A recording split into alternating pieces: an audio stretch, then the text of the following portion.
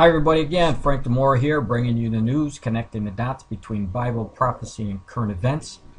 And just for those who just found me, I have a news site that you see here. My news site is the letters for it would be www.endtimesresearchministry.com.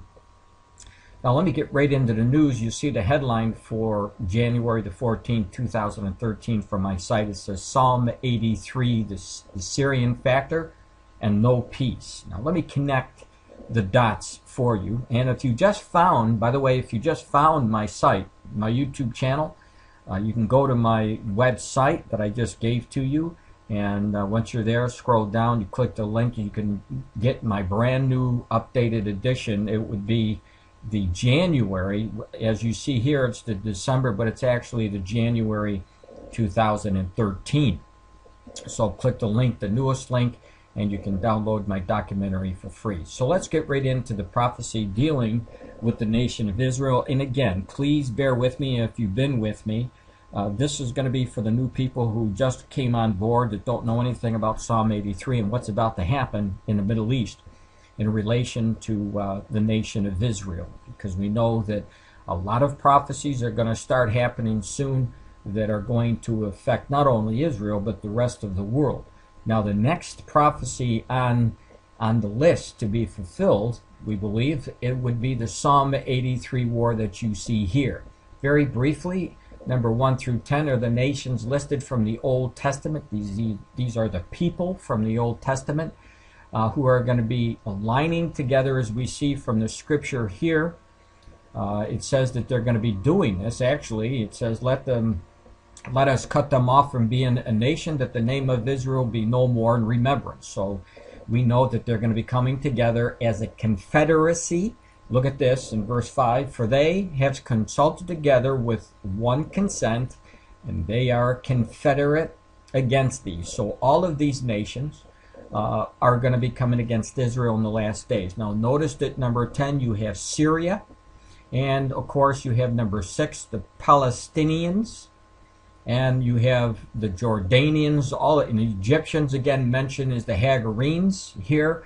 And so just keep these in mind, and you'll see in the Gaza Strip with the Phoenicia, the Old Testament name, or the modern day Palestinians, who are the faction of the Hamas in the Gaza Strip along with the PLO. So let me go right into also the second part that I need to connect with you. We're told in the last days that there's going to be major destruction in Damascus, which is the capital of Syria. In case the younger generation is not familiar with what Damascus is, now you know. But two different prophecies talk about the destruction of Syria, and specifically Damascus as well. Isaiah 17:1 talks about the burden of Damascus. Behold, Damascus will be taken away from being a city, and it shall be in a ruinous heap. That's the first one. You'll see it right here. Then highlighted in the yellow, you see Jeremiah. Jeremiah essentially tells us the same thing. And you'll see, make it real easy for you.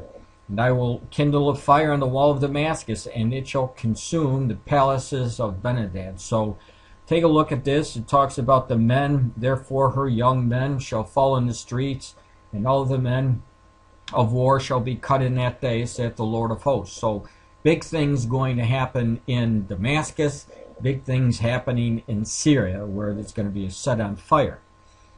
Now, during the time, we are told by the Apostle Paul that during these last days, when all of these things are going on, the Israelis, and of course many people will be calling for the peace and safety. You see it here.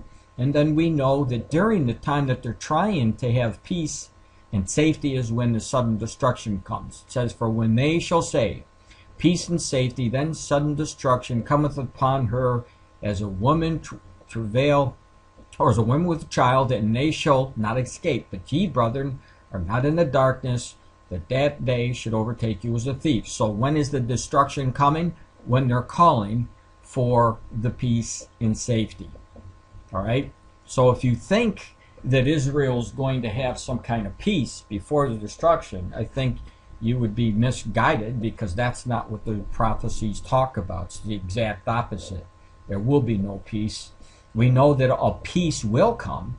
There will be a 7-year confirmation, as we see in Daniel 9:27, but that is something different from the peace that will be coming before the Psalm 83 war. The peace I'm talking about, or the confirmation in Daniel 9:27, is coming from the Antichrist, who will confirm this covenant with Israel and many for 7 years, and that's the tribulation period. But this Psalm 83 war will come first. So let's get right to the news now, and we'll bring up the first one.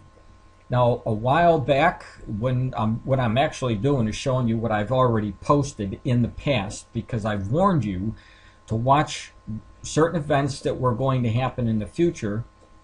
And there's warning signs again today that this is in effect going to take place. Now, let me blow this up a little bit for you, if I can. There you go. And this was back in, you'll see, 2011. Of course, this is from Israel, and the dates are backwards. So, but I just wanted to show you, this is from 2011. And it says, report, Assad threatens to attack Tel Aviv in case of a NATO strike. Right? It says the Syrian President Bashar al-Assad Tuesday threatened to set fire. Oops. It's going to bring us back to this again. Sorry about that. This happens once in a while. Set fire to the Middle East, and especially to Israel, if NATO attacks Syria, the Iranian Fars news agency reported. So essentially all I wanted to do was show you that I've warned you about this, to keep watching in the future, because what was going to happen in Damascus in relation to what the Lord had already warned us. Now let me go back again, and this is going to be another report. And you'll see this is in 2012. I'm going to refer to March, April of 2012. And again, the headline, Assad threatens Israel with missiles if Syria is attacked. So here it goes. It says the Syrian President Bashar al-Assad had ordered the heads of the military to hit Israel with a barrage of missiles should there be any foreign intervention in Syria, a Jordanian news website reported. Now, this is just a little bit of the news that I've been warning over the past year, and there are many articles of which Bashar al-Assad, this ruler, has threatened that he was going to set the Middle East on fire. And of course, I believe with all my heart, because the Lord showed us that Syria was going to be a major player in that Psalm 83 war. I believe that there's the strong possibility that he will do exactly what he said. And we're knowing now that Syria is being inundated by the rebel troops, and they're in Damascus. And so now is the crucial time to watch what's going on in the news. So let me go into the third article, and you'll see this is updated, and today is the 14th, and this is the news for today. Now again, remember what I told you last year? Well, here we go. It says, reports, Syria ordered to attack Israel if Assad fails. So once again, the threat of what he wants to do in case he loses power. Embattled Syrian dictator Bashar al-Assad has ordered his military chiefs to launch ballistic missiles at Israel if he is killed by rebel forces, according to the sources in Damascus cited by the Israeli media this week. It says the online newspaper Inyan Mercantes reported that Assad met with his top generals recently to express concerns that he could be taken out by advanced American missiles recently provided to the rebel forces, or by a violent mob similar to the one that violently murdered the former Libyan dictator Omar Gaddafi. Now, should either of these scenarios become reality, Assad reportedly told the generals to unleash Syria's a considerable missile arsenal on Israel and Egypt. Now, the reason for attacking Israel is obvious. Syria is officially at a state of war with Israel and hosts numerous terror groups dedicated to the Jewish state's demise. Keep in mind, Psalm 83 says that they're going to try to do this to what? Essentially wipe out Israel, or if you will, the Jewish demise. So that's, I mean, we're running parallel to exactly what the Lord had warned us. It says, even with all the regional hostility towards him, Assad would secure his positive legacy by making his final act the destruction of the Israeli cities. Now, if that were to happen, I've warned this many, many times, but for the new people and for their sake, if that were to happen and they did launch these things, I can assure you Israel would pound Damascus and the outskirts of Syria like we haven't seen since the 1973 or 1967 wars.